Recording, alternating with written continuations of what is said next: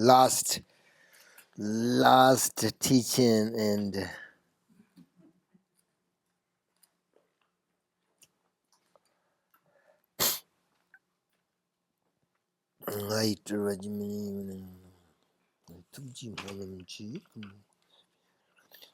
we have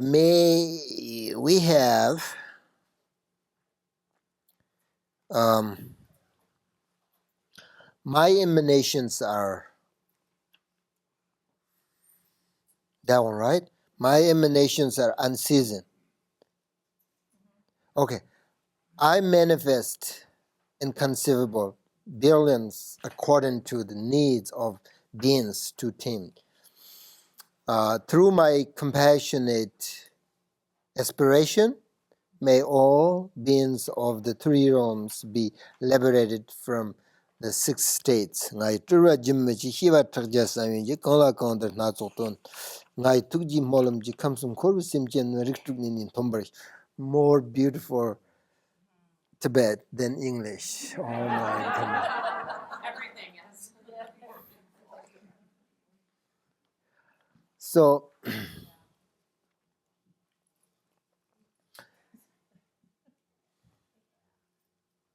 you have to learn in Tibet.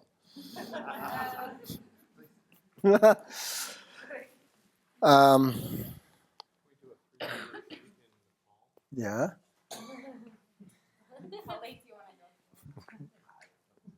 I don't know. So this means that the enlightened teachers, great masters, can manifest in different sort of universes and different masters, even like different animals, in order to help. So that's why my emanations are unseasoned.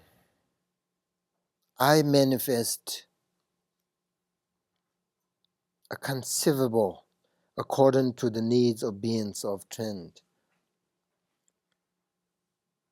So this is the sort of the aspiration to manifest. Samantabhadra says here, inconceivable numbers in accordance with the needs of sentient beings. That's why.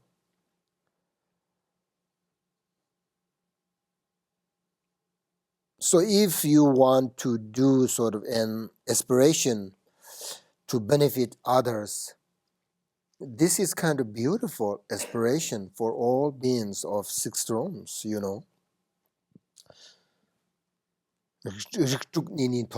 means like may all beings of the three realms be liberated from the six states.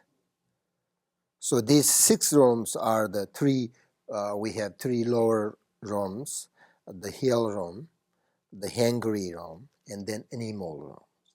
And then we have three upper realms, human realms, pretty good. We have, according to our hearts, the demigods, right? And then God's realms. Have you been there? So in these six realms, beings, it's the Samantabhadra sort of prayer for this sort of six beings, because they are struggle and experience sort of difficulties and challenges, right? Even sort of, if they have sort of, aspects of comfort and peace, but, this doesn't sort of really last forever. Things change, right? Even like think about the human realm. We have sort of this everything. We have everything, but it doesn't last forever, this happiness. So things change. So therefore, the enlightened masters manifest in different ways to help living beings. So the best way to help is just to show the true nature through explain, based on their perfect motivation. So that's why I think, that's how they can help. And then we have in the Tangbo Simchin Turvanam Yilarikpa Mashiri. In the beginning, delusion arose when awareness of the source did not arise. The obscured, dull mind caused ignorance and illusion to appear. So this sort of section explains in detail about how the ignorance and delusion arise and shows how samsara came to exist from the point of the Dzogchen. So if we, according to this, don't recognize the basic nature of true, the Rigpa, then we begin to be deluded and we begin to wander in samsara, sort of one after another. Turbanam. So here, what is the cause of sort of this delusion, this, not knowing? The basic state has usually, this is a little bit difficult to understand, but we have the basic state has two stages. They called sort of stillness stages and arising stage. Okay, so when the stillness state is still there, but awareness of the ground is not arising. Tangbo sim jila rikpa mashirwa means like the awareness of source did not arise. In here says, in the beginning delusion arose, right? So I will explain this,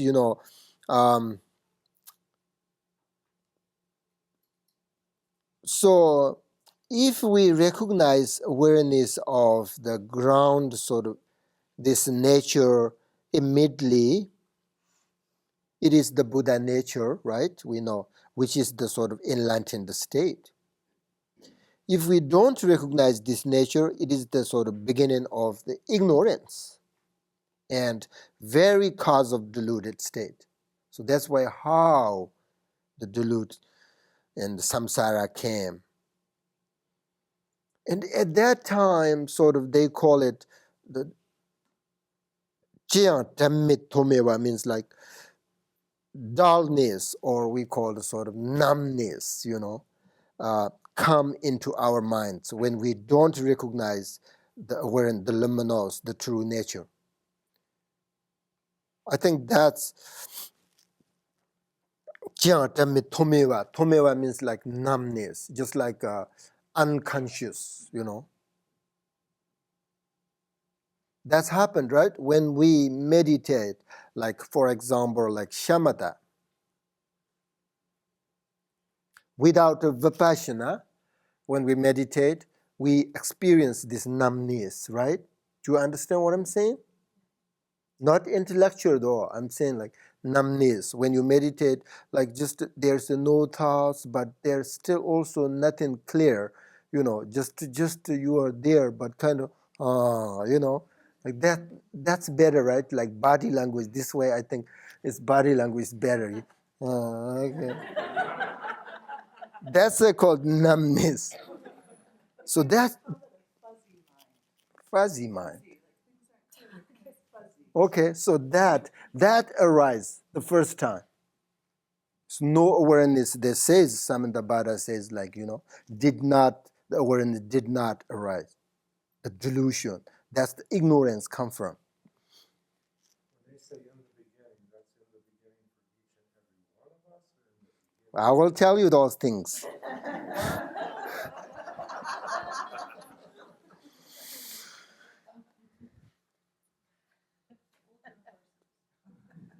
So at that moment,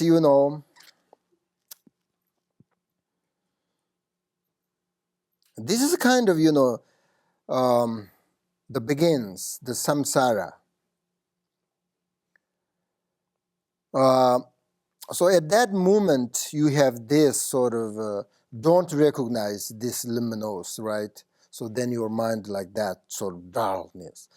And that moment, the shift is sort of, subtle. But that subtle moment is the beginning of conceptual mind. Do you understand what I'm saying? Especially sort of ego cleaning. That's the kind of, the beginning. So the whole of samsara manifests from that very moment of sort of non-recognition. That's the come from our ego. Before that, no ego, right? No ego, no nothing, just like that. So we don't recognize that, then ego clean arises from that. If you recognize that, your self-arising awareness there, right? So that's according to tantric teachings, that is the beginning of samsara.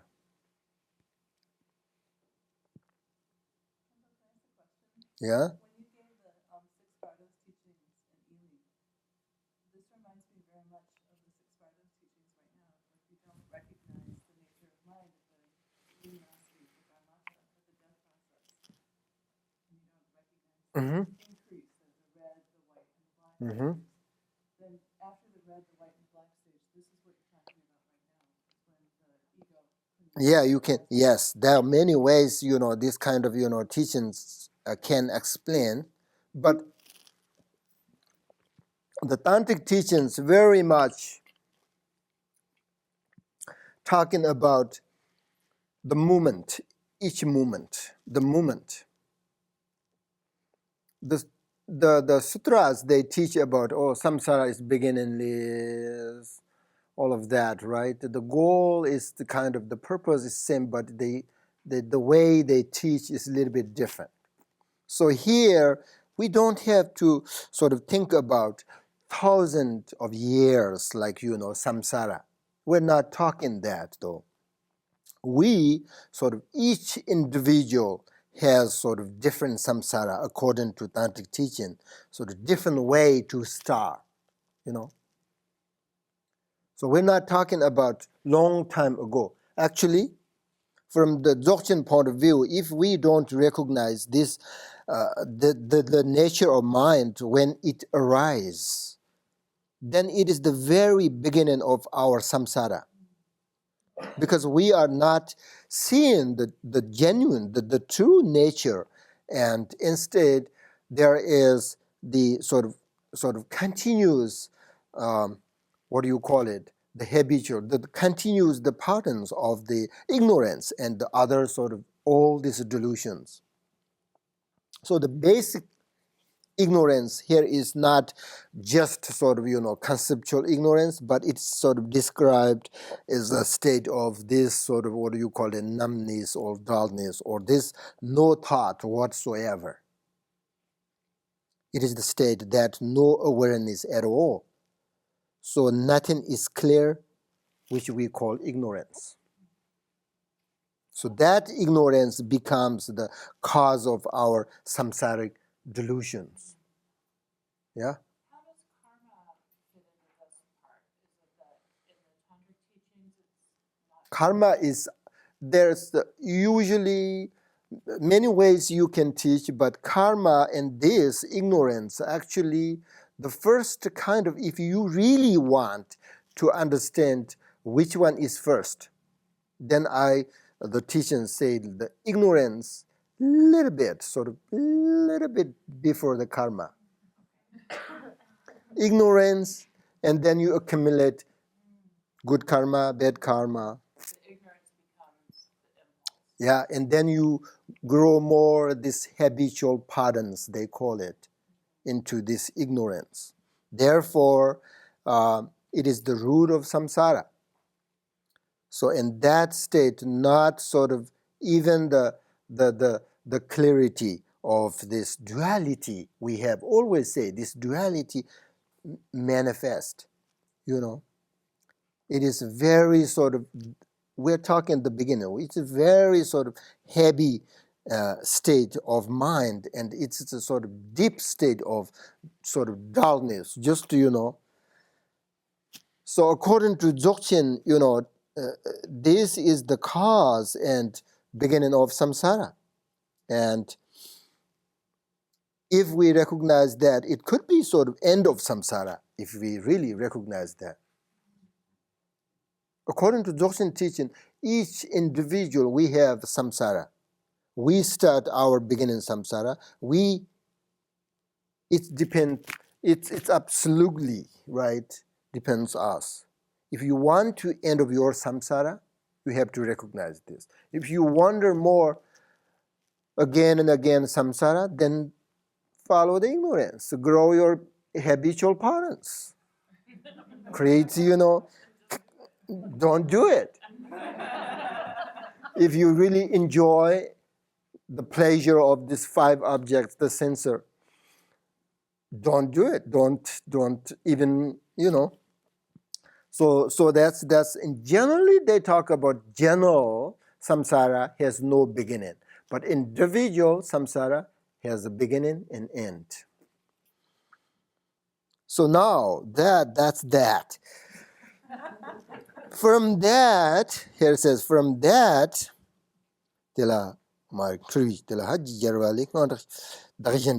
okay, now here. From that unconscious emerged a terrified, blurry cognition. From this, the notion of self, other, and enemy arose. That's the problem. Through the gradual increase of habitual tendencies. Sequential, right? Sequential?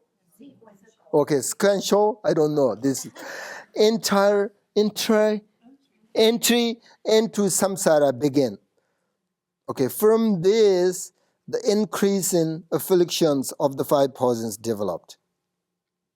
The actions of the 5 passions are unseasoned. Thus, since the ground of confusion is mindless ignorance, through my aspiration as the primordial Buddha, may all become aware of their rigpas. Okay. So now we make sort of, here the problem is different between ourselves and others. Right? Dualistic now, this dualistic sort of this grasping gradually becomes stronger and stronger. And we believe that we are more important than others. I am important than you. Why I take care of you? I want to take care of myself. I am important than you. So because of that, right? The first we have this numbness, fuzzy mind. We don't recognize, and then we grow this habitual tendency and then ignorance. And then we have this discriminations. Dualistic grasping, they call it, gradually sort of become stronger. And then, see the Mahayana, tradition, Mahayana, they think the community more important than individual, right? But we are opposite. We're individual is more important than community, because this dualistic grasping. I think ego clean. That is what is known as ego cleaning. Do you understand? Ego clean.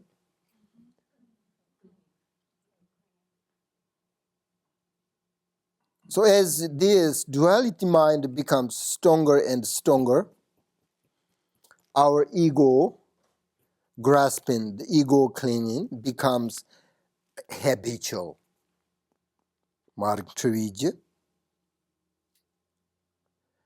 We develop these habitual patterns. We love our sort of possession, our possess, our things.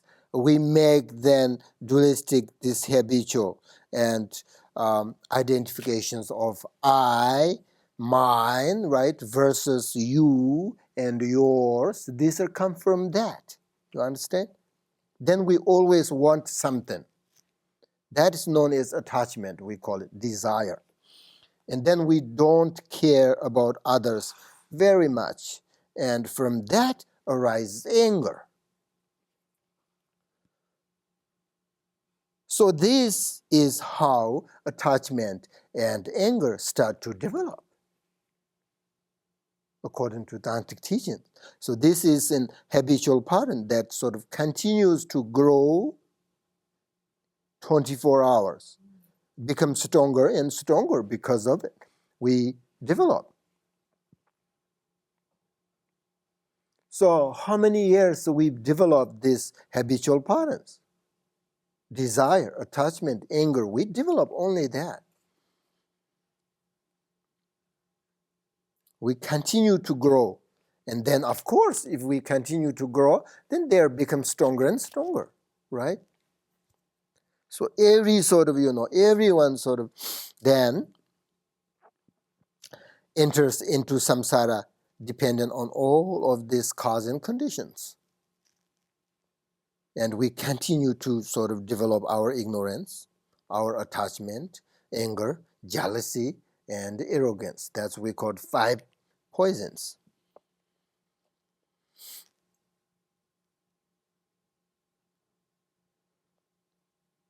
Tungi lila junchit mes. Okay? So these 5 poisons come from that. Now you understand? Very clear?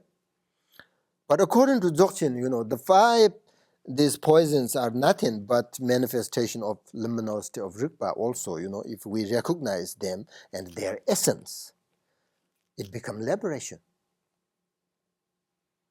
That's why Dzogchen masters, they don't say, like Mahayana, point of view, we have to diminish our attachment, anger, ignorance, right? Dzogchen master says, you don't have to diminish, you just recognize the essence of the attachment. So we're different. Peacocks, peacock? Peacocks can eat poisons and their feathers more beautiful because of that. We cannot. Oh, there is a poison. We don't eat that.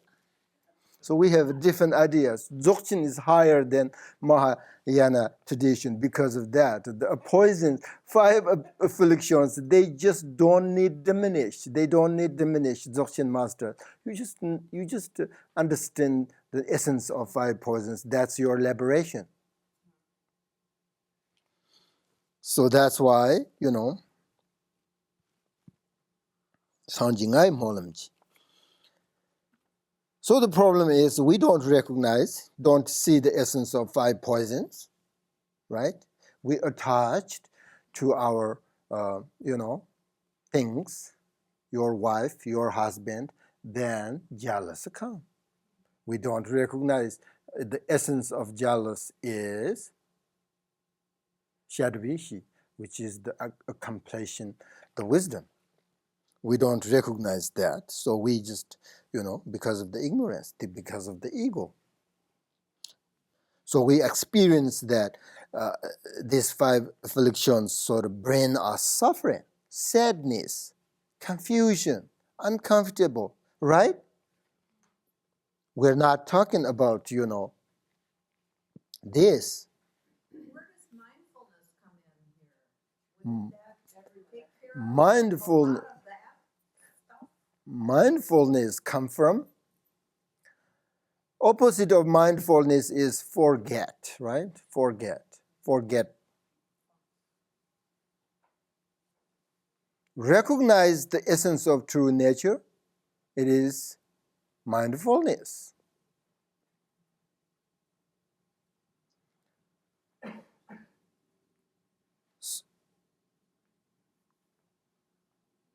Mindfulness is another sort of technique, that sort of method that you need to understand what you're doing, right? So kind of most time they talk about this relative view. But Dzogchen teaching, they don't really talk about mindfulness. You just need to recognize true nature. Everything includes there. So, that's, we're not talking about long time ago. You have to know this. We're talking about the beginning of our samsara,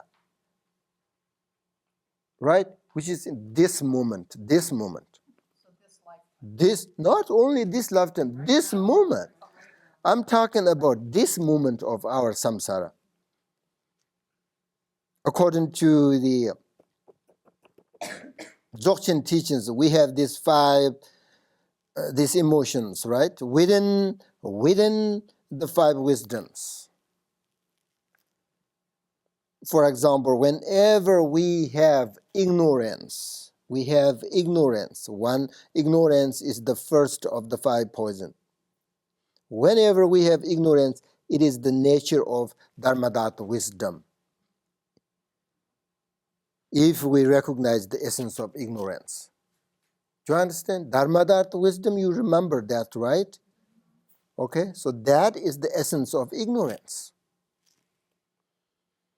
For example, when we have attachment, that sort of mind exists in the nature of, remember, discriminating wisdom. So when we have also like other things like pride, the nature of mind, that wisdom of the pride is like a wisdom of equanimity, this wisdom, so on so. So according to Dzogchen teaching, these five poisons, nothing wrong. Appearance, this world, there's nothing wrong. It's just we don't recognize the essence, As soon as we recognize the essence of everything, then everything is liberation, everything is pleasant enjoyment.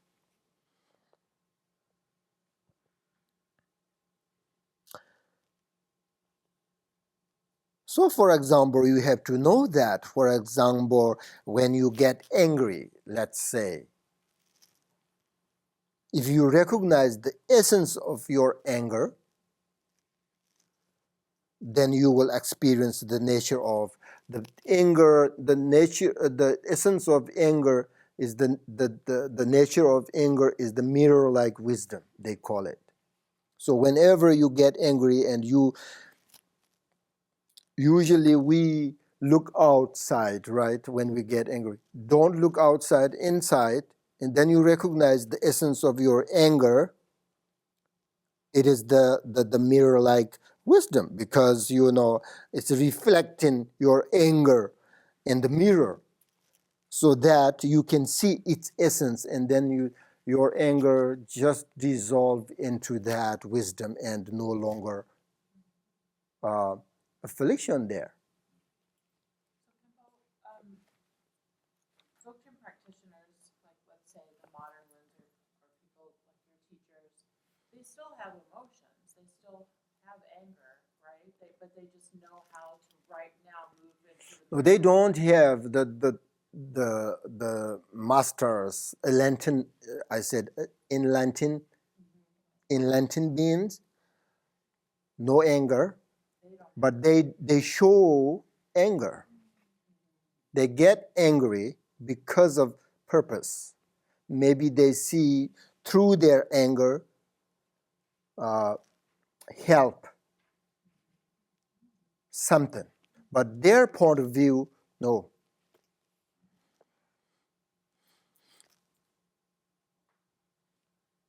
So it's very important, these things. We are just not talking about something useless.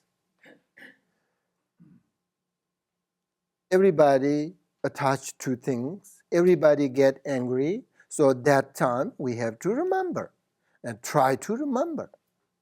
So if you remember and try to do that, then your teaching, your practice is helpful. If you get angry, then you don't really even try to fix or try to understand this nature. What is your waste time? What's your learning? What is your meditation? Nothing. That's why we're saying this. We really sort of, effort and we diligently do these things, even though like for the beginner, meditate and listen teaching, difficult. It's a long day, right? Today is long day. So these teachings and you listen very carefully, it's kind of, you really, your energy is really, focus on these teachings. So we have to use when we face problem. That's Buddhism. Buddhism. We have to use when you have a problem. If you don't use, don't listen teaching. Don't meditate. If you don't, when we are very happy, no problem, everything easy, you can do. But when we get angry, you have to remember these things. The Mahayana tradition, when you get angry, you be patient, tolerant, right? Dzogchen tradition, when you get angry, recognize the essence of anger. Then you're going there, slowly going there, and then recognize the true nature of these five wisdoms. Okay, so that. Now how much we have time? Okay, we have a few minutes. Now go. Next. This is another difficult one. Co-emergent ignorance is a state of unconsciousness and distraction. Conceptual ignorance is holds self and others to be two. These two ignorance, co-emergent and conceptual, are the ground of all being confusion.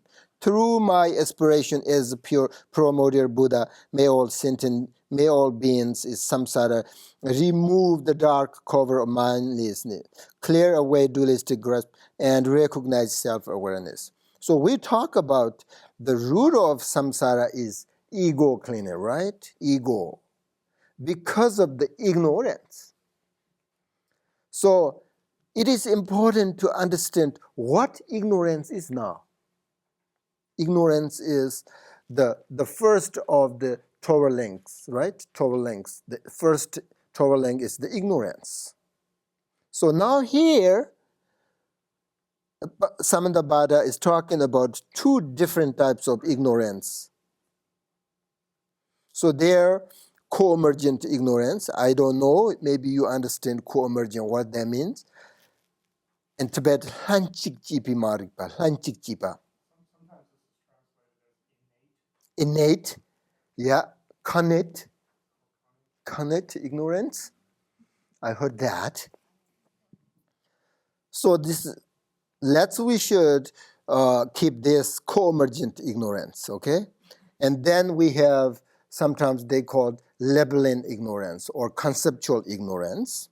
So the co-emergent ignorance is one sort of nature arising simultaneously with our mind.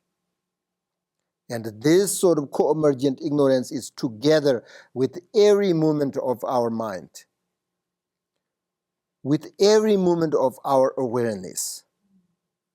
We know the awareness there, the nature of it is there, but each moment we don't recognize it. And we miss it all the time because of this co-emergent ignorance. Co-emergent ignorance and awareness are together. But our point of view, the co-emergent ignorance, a little bit powerful than the awareness at this point. So that's why even though they're together, we can't see it. So the Samantabhadra says that this ignorance is unmindful. This nature of ignorance is sort of unawareness. This ignorance is actually the nature of not recognizing. That's what we call it. That's what we call it, the co-emergent ignorance. So every moment of our consciousness arises together with that dominating this ignorance. Actually, this ignorance and awareness are together at this point. You have to know. That's why we call it co-emergent ignorance. If awareness were not sort of our nature of this self-arising or awareness were not present when the ignorance is present, then the awareness would not be the fundamental nature of mind. So according to this text, the co-emergent ignorance is state of unmindful and unsort of distraction. That's Samantabhadra says here. So we're not talking about the cause of distraction and unmindful here, but we're talking about a very subtle distraction from basic awareness. That sort of distraction is described as mindless sort of cognition here. Just to being mindless itself is distraction. That's the most sort of subtle distraction we ever experience in our meditation path. Usually, what we think of the distraction as a sort of being something very active, right?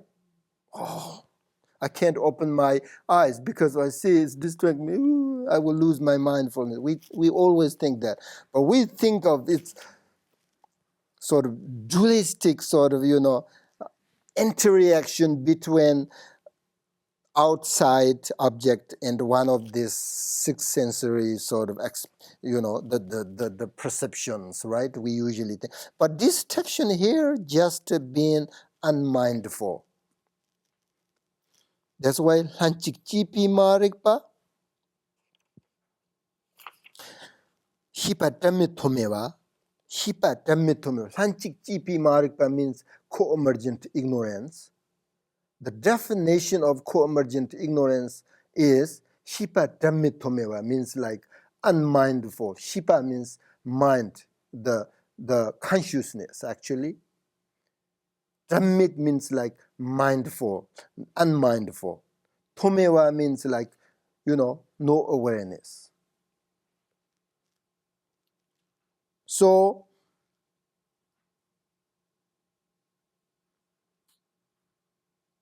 very important to understand this kind of ignorance, because the root of suffering is the ignorance. So according to Buddhism, we have more sort of ignorance than this, but these are sort of the root of ignorance. We call the emergent, this innate ignorance and conceptual ignorance, co-emergent ignorance. So this sort of, co-emergent ignorance is not conceptual mind, though. So it is the sort of fundamental ignorance. That's why we all share this ignorance. We all share this ignorance, including animals, all living beings. We share this.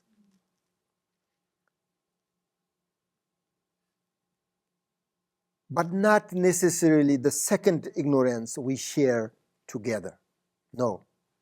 That's Kuntuzangpo Monlam. That's kind of also individual ignorance. But this one is we share.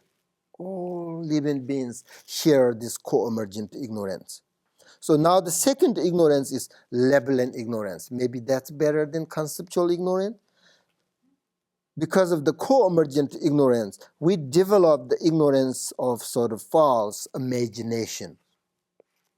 So which is sometimes called the ignorance of imputations,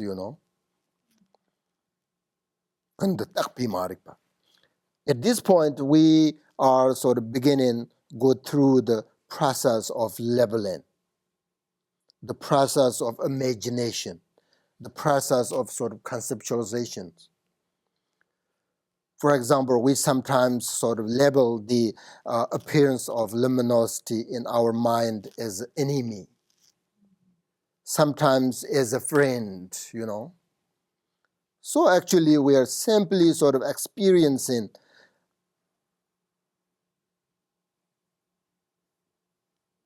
We are our sort of own imaginations. For example, what we see in our mind is actually not that person. We are thinking about it. It's our own thoughts. Conceptual mind, which is, so for example, the enemy is sort of right within us. There is nothing outside the enemies. So there's the first ignorance, the co-emergent ignorance, is the best for the level ignorance. The level ignorance is like a web from the ocean web. But it's very subtle, The web is kind of grow, right? But this kind of the conceptual ignorance is very subtle and it has many different layers. Conceptual ignorance. Buddhist philosophy, these two ignorance, very detailed. We can't explain this just today. So we always talk about these two ignorance in Mahayana, logic, and Buddhist philosophy. Very detailed. It's so important to understand. I think that's why. So they are very important to understand because, this prayer says that these two ignorance, co-emergent and the conceptual ignorance, are the ground of the confusion of all beings.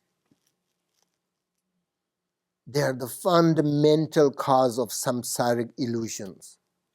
Because of this, we get sort of involved in attachment, aggression, ego killing, ignorance, all of that. As a result of those actions, every illusion of samsara arises. So that's why I think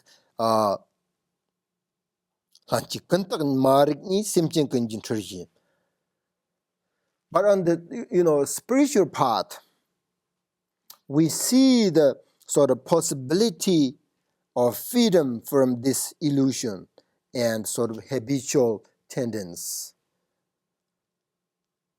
But don't think that this sort of fundamental cause of samsara are always negative, okay? Because, the most fundamental view of Buddhism is that it is important for us to develop the first desire for sort of enlightenment at the beginning. So we need sort of, this kind of desire and emotions in order to achieve enlightenment. Do you understand? For example, think about the bodhisattvas. Bodhisattvas who has a great compassion. They come back to samsara, definitely, in order to benefit sentient beings. They don't have to come back, but they will, because they're their job. They have to come back samsara in order to benefit for us. If no Buddhas, no Bodhisattvas, we are very much, what do you call it? Screwed.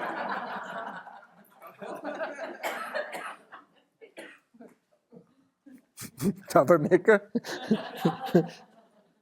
So, these kind of bodhisattvas, think about, they need a sort of stin element of desire or attachment in order to come back. Which is sort of transformed by compassion, though, not our sort of the genuine attachment, though. They come back because of the compassion. So they are sort of, sometimes, we need this kind of certain elements of emotions are needed in order to benefit other living beings. But we also need to understand the basic, the root of problem is the ego cleaning, which is there are two different ego, but the one is the worst one is ego clean is bad motivation. Whatever you do, me, I. That's kind of ego clean is the root of samsara. It's the beginning of the ignorance, So that's all this to ignorance. And so when we making this sort of aspiration and saying, Samantabhadra, may all beings in samsara remove the dark cover of mindlessness, clear away dualistic grasping. Dualistic grasping is the very tower maker and the fundamental, the cause of suffering.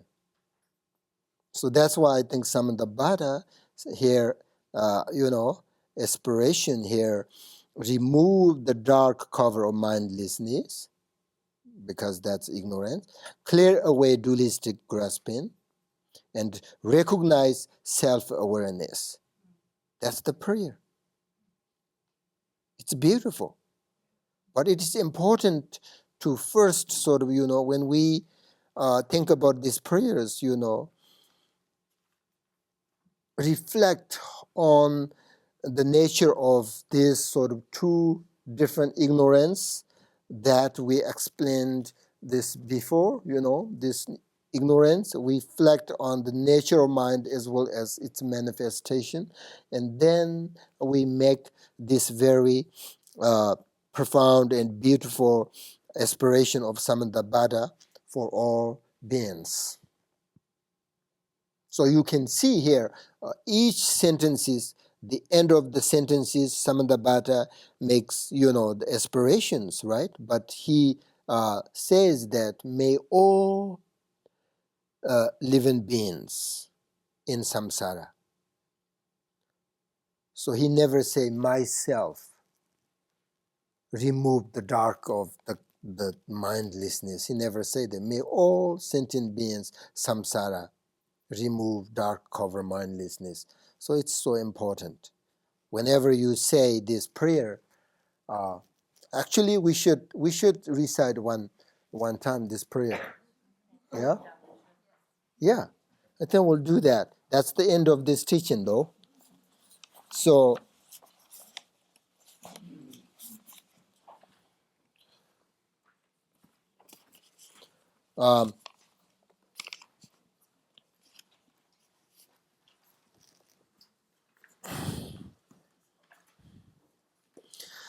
kind of try to visualize the Samantabhadra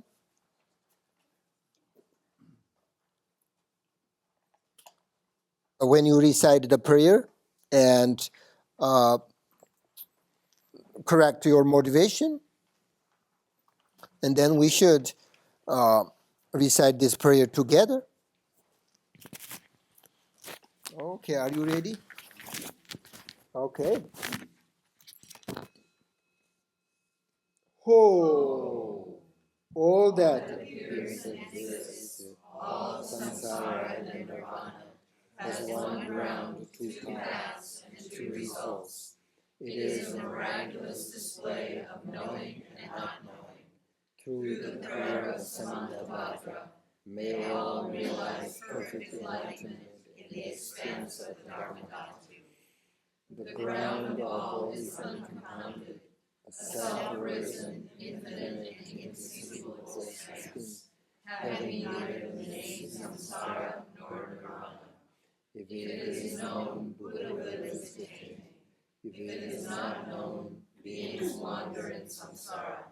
May all beings of the three realms realize the nature of the inexpressible ground. I, Samantabhadra, recognize from the beginning the nature of the ground, free from cause and conditions, that is this spontaneously arisen self-awareness. It is without the defects of affirming or denying the outer or the inner. It is not hidden by the darkness of mindlessness, thus self-appearance is unobscured. If awareness abides in itself, no fear arises even if the three realms are destroyed. There is no attachment to the five objects of enjoyment. In self-arisen, non-conceptual awareness, there is neither solid form nor the five poisons. The unceasing radiant clarity of awareness is the five wisdoms with one nature. Through the ripening of the five wisdoms, the five families of the primordial Buddha manifested. From the further expansion of wisdom, the 42 peaceful Buddhas arose. Through the energy of the five wisdoms, the 60 wrathful Herukas arose. Thus original awareness was never diluted. As I, Samantabhadra, am the primordial Buddha, through my aspiration, may all beings of samsara's three realms recognize self-arisen awareness and expand great wisdom. My emanations are unceasing. I manifest inconceivable billions according to the needs of beings to be trained. Through my compassionate aspiration, may all beings of samsara's three realms be liberated from the 6 states. In the beginning, delusion arose when awareness of the source did not arise. The obscure, dull mind caused ignorance and delusion to appear. From that unconsciousness emerged a terrified, blurry cognition. From this, the notions of self, other, and enemies were born. Through the gradual increase of habitual tendencies, sequential entry into samsara began. From this, the increasing afflictions of the five poisons developed. The actions of the five poisons are unceasing. Thus, since the ground of confusion is mindless ignorance, through my aspiration as the primordial Buddha, may all beings become aware of Rigpa. Co-emergent ignorance is the state of unconsciousness and distraction. Conceptual ignorance holds self and others to be true. These two ignorances, co-emergent and conceptual, are the ground of all beings' confusion. Through my aspiration as the primordial Buddha, may all beings in samsara remove the dark cloud of mindlessness, clear away dualistic grasping, and recognize self-awareness. Dualistic conceptions are the source of doubt that develops from self-attachment into powerful habitual patterns. Food, wealth, clothing, places, and friends, the five desirables, and one's beloveds, torment beings by attachment. These worldly illusions and dualistic activities are endless. When the fruit of attachment ripens, beings are reborn as hungry ghosts tormented by craving. How sad is their suffering from hunger and thirst. Through my aspiration as the primordial Buddha, may all beings, conditioned by desire and attachment, neither reject the pleasure of desire nor accept the clinging of attachment. By relaxing their mind as it is, may they restore self-refreshing awareness and attain the wisdom of discrimination. When external phenomena appear, a subtle wavering fear arises that gradually grows into the habit of strong aversion. Coarse hatred and thieving and killing are born. When the fruit of aversion arises, beings suffer in hell through toiling and burning. When intense aversion arises, through my aspiration as the primordial Buddha, may all sentient beings of the 6 realms relax in their natural state without accepting or rejecting, restore self-refreshing awareness, and attain the wisdom of clarity. When one's mind becomes conceited and attitude of superiority arises, fierce pride is born. Thus, beings suffer experience of incessant quarreling and fighting. When the fruit of that action ripens, beings are born as gods who experience death and downfall. Through my aspiration as the primordial Buddha, may conceited beings relax their mind as it is, restore self-refreshing awareness, and attain the wisdom of equality. Through dualistic habits, the agony of praising oneself and denigrating others increases, and quarrelsome competitiveness develops. Born born into the demigod realm of killing and mutilation, beings fall to hell as a result. Through my aspiration as the primordial Buddha, may those who quarrel through competitiveness no longer cling to enemies and relax their own mind, restore self-refreshing awareness, and attain the wisdom of unimpeded activity. Through the distraction of mindless apathy, through torpor, obscurity, forgetfulness, unconsciousness, laziness, and ignorance, beings wander as an unprotected animal.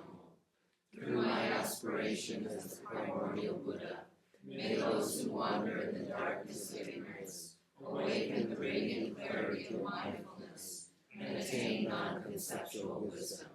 All beings of the three realms and I, the primordial Buddha, share the same basic nature.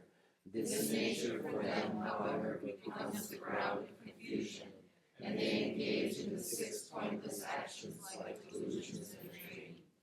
I am the primordial Buddha, who tames the six types of beings through my emanations. Through the aspiration of Samantabhadra, may all beings without exception reach perfect enlightenment in the expanse of Dharma Dhatu. Aho! From now on, whenever a powerful yogi, within the natural clarity of non-polluted awareness, makes this powerful aspiration, then all who hear it will attain enlightenment within 3 lifetimes. At the times of solar or lunar eclipses, during an earthquake or when the earth rumbles, at the solstices of the new year, visualize yourself as Samantabhadra and recite its prayers so that all can hear. Thus all beings of the 3 realms will gradually free themselves from suffering and will finally attain Buddhahood through the aspiration of that yogi.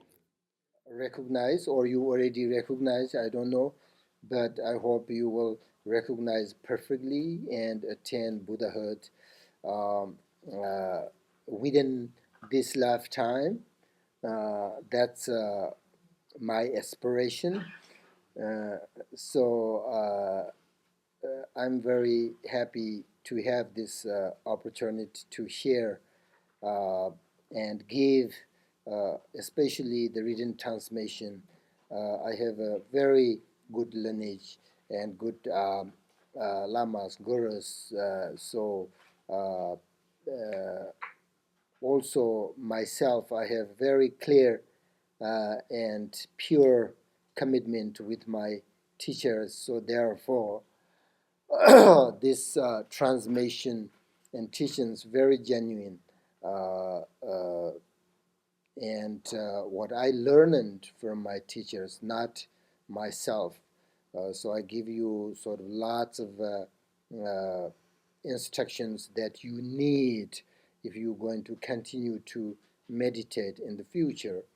It's very necessary and very important, and I hope you will uh, uh, continue to practice and correctly sort of, to follow the process in order to practice true nature.